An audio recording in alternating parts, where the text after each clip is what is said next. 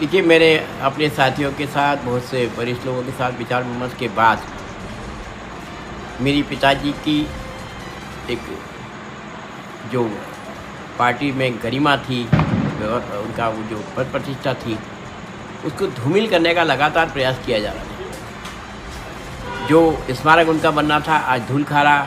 लोग उसको जोशी जी का स्मारक कहने के बजाय जोशी जी का खंडर कहने लगे। कुछ जगह नामकरण होना था। लगातार जिम्मेदारों से, संगठन के पदाधिकारियों से बात करने के बाद हाँ कर देंगे, हाँ कर देंगे, हाँ कर देंगे। शिवराज जी अक्सर कहते कमलनाथ जी को जाओ जाओ जाओ। मैं शिवराज जी को कहता, शिवराज जी आप भी तो कहते हो कर देंगे कर देंगे कर देंगे। एक बार उन्होंने बोल भी दिया था। इसके बाद जब परिणाम नहीं आया तो मेरा मन कहीं ना कहीं विचलित हुआ और कुछ साथियों से चर्चा करने के बाद ये तय हुआ कि कम से कम हमको ये पार्टी छोड़ देना चाहिए। लेकिन पार्टी छोड़ने के बाद कुछ लोगों ने मुझे एहसास कराया कि जब माननीय पिताजी की मृत्यु हुई थी तब माननीय कमलनाथ जी मुख्यमंत्री थे, सज्जन सिंह जी वर्मा, आरिफ अकील जी, पीसी शर्मा जी, ये सब उस वक्त मेरे घर पधारे थे। और माननीय कमलनाथ जी ने कहा था कि कहाँ अंत्येष्टि करना चाहते हैं तो वहाँ हम व्यवस्था करेंगे सरकार की तरफ से। तो हमने कहा हटपिया में ही होगी। तो उन्होंने कहा हटपिया में कहाँ होगी? तो हमने कहा हटपिया में उनके पास ऐसी कोई जगह नहीं है, तो शमशान में ही करेंगे। बोले नहीं, जोशी जी की शमशान में नहीं होना चाहिए, वो हमारे प्रदेश की गरिमा है, गौरव है, उसको हमको ऐसी जगह करना चाहिए जहाँ एक स्मारक बन जाए, लोगों को यादगार रहे। इस नाते से आप मुझे स्थान बताइए, मैं आपको ज़मीन दूँ। तो हमने 4-5 घंटे में ज़मीन सर्च करी, ज़मीन उनको बताई कि ये ज़मीन सरकारी है हटपिया में। उन्होंने तत्काल वही बहुत कीमती ज़मीन लगभग 80,000 स्क्वायर फीट की आवंटित की और वहाँ पर उन्होंने घोषणा की थी कि स्मारक भी मैं बनाऊँगा। सरकार परिवर्तित हुई। सरकार परिवर्तन के साथ शिवराज सिंह चौहान के मुख्यमंत्री बनने के बाद उनके स्मारक का भूमि पूजन हुआ, मूर्ति का अनावरण हुआ। लेकिन उसके बाद माननीय शिवराज जी शायद इस चीज़ को भूल गए। बार बार याद दिलाने के बाद 2-4 ईंटें लगती थी, 2-4 ईंटें लगती थी। लेकिन नगर पालिका बनने के बाद वहाँ पर जो जिम्मेदार लोग थे उनको कमीशन चाहिए। ठेकेदार ने कहा मैं कमीशन दे नहीं सकता, इसलिए मैं काम बंद करूँगा। हमने लगातार कोशिश की कि बिना कमीशन काम हो जाए। जिलाध्यक्ष भाजपा को कम से कम 10 बार मैंने अवगत कराया, कार्यालय जाके अवगत कराया, लेकिन किसी प्रकार का वो नहीं हुआ। तब मेरा मानस बना कि जिस व्यक्ति ने माननीय जोशी जी का सम्मान किया, उस व्यक्ति के साथ मुझे मदद, उनका उस सम्मान का कुछ न कुछ मुझे देना चाहिए।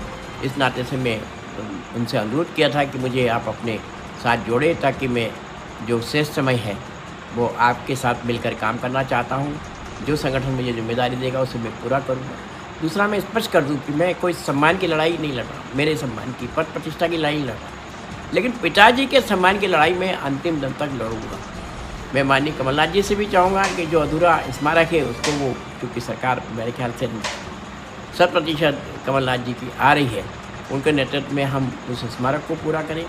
और पूरा करने के बाद जो पिताजी के अधूरे काम हैं बागली और संपूर्ण देवास जिले में, उसको पूरा करें। भैया, अगर कांग्रेस आपको मौका देती है तो कहाँ से आप लड़ना चाहेंगे? भोपाल, नहीं, हाटपिया? मैंने कांग्रेस को, जो हमारे साथी लोग थे जिनके माध्यम से मैंने माननीय कमलनाथ जी से चर्चा की थी, उनको स्पष्ट अवगत करा दिया कि मैं कोई चुनाव नहीं लड़ना चाहता, न राज्यसभा लोकसभा में जाना चाहता, ना आपके संगठन का कोई पद चाहता हूँ। मैं, अगर पार्टी चाहती है तो मैं बुद्धि से चुनाव लड़ने के लिए शहर तैयार हूँ, लेकिन मुझे पहले बता दिया जाए। अच्छा, आपके साथ बहुत सारे कार्यकर्ता भी हैं, तो कितने कार्यकर्ता आपके साथ कांग्रेस में जा रहे हैं? नहीं, देखिए, असंख्य कार्यकर्ता हैं जिनकी संख्या नहीं है। इस नाते से मैं नहीं कह सकता। आज की तारीख में मैं स्वयं आप दीपक जोशी, जो कि माननीय कैलाश जोशी जी का पुत्र है, वो अपने कुछ साथियों के साथ, क्योंकि बागली हमारी आदिवासी भाइयों का है, कुछ आदिवासी भाइयों के साथ, कुछ कार्यकर्ताओं के साथ, क्योंकि जोशी जी हमेशा सादगी पसंद रहे हैं। और सादगी पसंद होने के नाते हमने तय किया कि हम कोई लाव लश्कर लेके नहीं जाएंगे। लाव लश्कर को हम दिखावा जब करेंगे तो स्थानों पे करेंगे। उदयनगर में हम करेंगे, पुंजापरा में करेंगे, बरोठा में करेंगे, सिरोलिया में करेंगे, कलोद में करेंगे, खातीगांव में करेंगे, कन्नौज में करेंगे, देवास में करेंगे, सोनकत में करेंगे। लेकिन हम उन कार्यकर्ताओं को ये बोझ नहीं डालना था कि क्योंकि 4 से 5 हज़ार रुपये का खर्चा एक कार्यकर्ता को होता है। जोशी जी हमेशा, कोई भी कार्यकर्ता वहाँ आता था सबसे पहले पूछते थे क्यों आए, वो कहता था इसलिए आए, तो वो कहते थे कि फ़ोन क्यों नहीं लगाया, इसके लिए यहाँ नहीं गए, खर्चा क्यों किया तुमने, खर्चा क्यों किया। उस खर्चे को लेकर हमेशा चिंतित थे। इसलिए मेरे ख्याल से उनके सम्मान को जिंदा रखने के लिए, उनकी इस बात को ध्यान में रखते हुए मैं कार्यकर्ताओं को अनावश्यक बोझ नहीं डालना चाहता। एक प्रतीक स्वरूप जिस बंगले को मैंने छोड़ दिया, उस बंगले से उनकी तस्वीर लेकर मैं पैदल ही अपने कुछ साथियों के साथ माननीय कमलनाथ जी के बंगले तक जाऊंगा, या जो संगठन व्यवस्था देगा वहाँ तक जाकर उस फ़ोटो को उनको समर्पित करूंगा और कहूँगा कि ये जो ईमानदारी है इसको सहेजने का काम अब आपके पास है, आपके जिम्मे है, आप इसको सहेजने का काम करें। भैया, कई वरिष्ठ जो बीजेपी के नेता रहे हैं उन्होंने भी आपका समर्थन किया, सत्यनारायण सत्तन ने भी अपना बयान जारी किया, सब चीज़ में क्या मानते हैं इसको? नहीं, देखिए, पार्टी में जो माहौल है उसको देख के लगता है कि आज भारतीय जनता पार्टी की रीति परंपरा सब बदल गई। मैं जानता हूँ कि नए को मौका मिलना चाहिए, लेकिन नए के नाम पे तुम अंधाधुंध काम करो। आज आईपीएल आप देख रहे हो, धोनी मुझसे रिटायर हो गए, लेकिन आईपीएल में खेल रहा है कि नहीं खेल रहा? हमारे में बहुत से लोग हैं जो खिलाड़ी, कभी जैसे बहुत से खिलाड़ी अजिंक्य रहाणे हैं, आज नहीं खेल रहे। मैं खिलाड़ी के तौर पे कह सकता हूँ कि जिनमें दम होना चाहिए उनका कहीं ना कहीं परफॉर्मेंस तो दिखना चाहिए ना। आप उनको परफॉर्मेंस दिखाने के लिए तैयारी में, भोपाल का जो बीजेपी संगठन है मुझे किसी बैठक में नहीं बुलाता, किसी कार्यक्रम में नहीं बुलाता। यहाँ तक कि मुख्यमंत्री आके भोपाल देवास से या देवास जिले से आके चले जाते, मुझे आमंत्रित नहीं किया जाता। प्रशासन द्वारा ऐसा व्यवहार किया जा रहा है कि हम कोई आतंकवादी देश पाकिस्तान से आ गए हों, हम किसी पे कार्रवाई की कहते तो वो करते नहीं है।